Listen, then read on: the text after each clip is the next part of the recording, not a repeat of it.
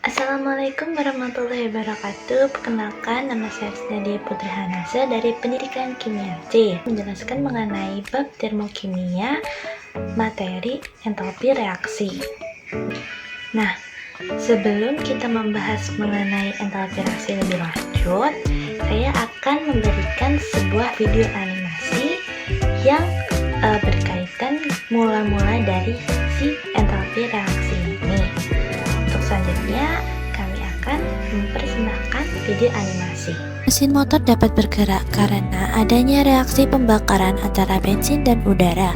Reaksi tersebut menghasilkan kalor atau energi panas. Dalam ilmu kimia, banyaknya panas yang dilepas atau diserap dalam suatu reaksi kimia dipelajari dalam termokimia.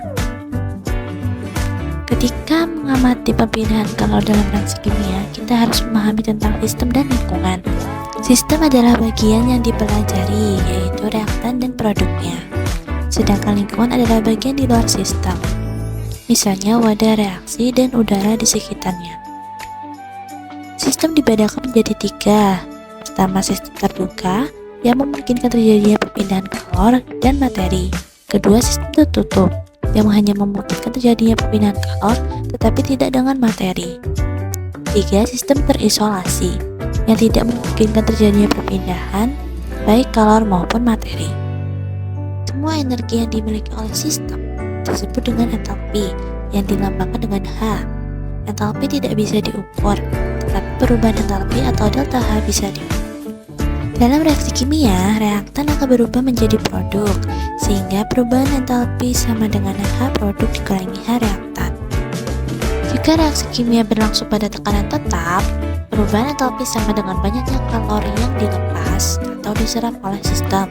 Berdasarkan hal itu, reaksi termokimia dibagi menjadi 2, yaitu reaksi exotherm dan reaksi endotherm. Nah, seperti yang sudah dijelaskan pada video animasi sebelumnya, reaksi termokimia dibagi menjadi 2, yaitu reaksi exotherm dan reaksi endotherm. Reaksi exotherm merupakan suatu reaksi yang melepaskan kalor ke lingkungan dikarenakan suhu yang ada di dunia itu mengalami kenaikan.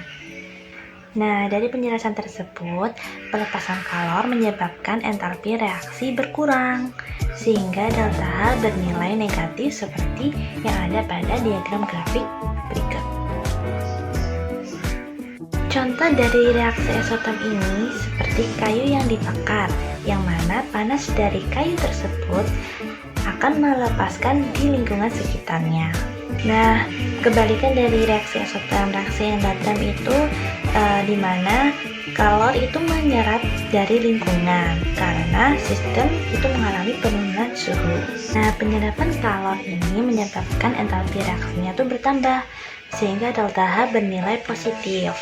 Nah, contoh dari reaksi endotherm ini tuh ada pada proses fotosintesis yang mana ia menyerap kalor dari cahaya matahari.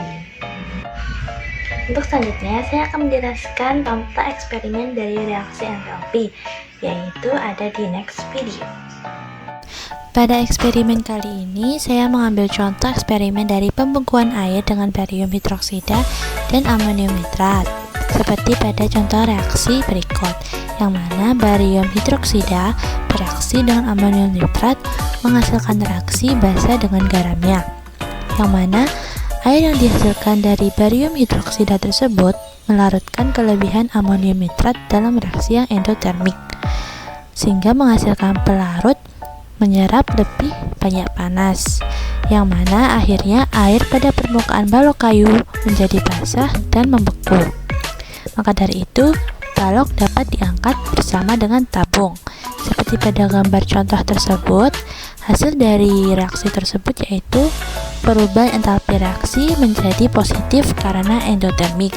Entalpi reaktan dari barium hidroksida dan amonium nitrat lebih besar daripada entalpi produknya, sehingga entalpi reaksi dari panas ke lingkungan menyebabkan air menjadi membeku. Nah, kesimpulan dari eksperimen tersebut, yang mana reaksi endotermik dapat menyerap panas dari lingkungan, dalam hal ini menyebabkan air menjadi membeku. Nah, lanjut pada pengertian entalpi reaksi itu pada perubahan entalpi itu dipengaruhi oleh wujud zat, suhu, serta tekanannya. Perubahan entalpi yang diukur dalam keadaan standar seperti 25 derajat Celcius dan 1 atm itu disebut perubahan entalpi standar. Berdasarkan jenis reaksinya, perubahan entalpi dalam keadaan standar itu dibagi menjadi 4 bagian, yaitu perubahan entalpi pembentukan, pembakaran, penguraian, serta penetralan. Seperti yang ada pada penjelasan berikut, yang mana pada perubahan entalpi pembentukan itu koefisien produknya itu harus 1.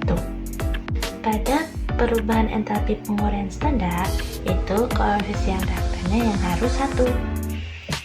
Pada perubahan entalpi pembakaran standar, reaksi yang dibakar harus dengan oksigen dan koefisien zat yang dibakar harus 1.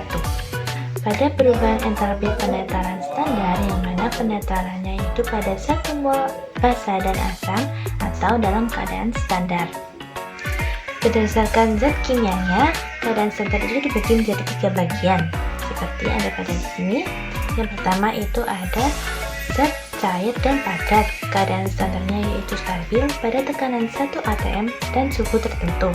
Yang kedua yaitu ada zat gas, di mana keadaan standarnya itu gas ideal pada 1 atm dan suhu tertentu. Yang ketiga yaitu ada spesies larutan. Keadaan standar 1 mol larutannya yaitu larutan standar pada tekanan 1 atm dan suhu tertentu. Adapun cara menghitung untuk menentukan perubahan entalpi reaksi, yaitu salah satu contohnya dengan menggunakan kalorimetri untuk perubahan kalornya, yang akan dijelaskan pada next video. Untuk menentukan perubahan kalornya dapat menggunakan rumus asas Planck.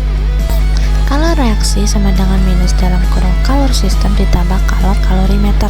Kalor sistem dapat dihitung dengan rumus massa total dikali kalor jenis zat dikali perubahan suhu.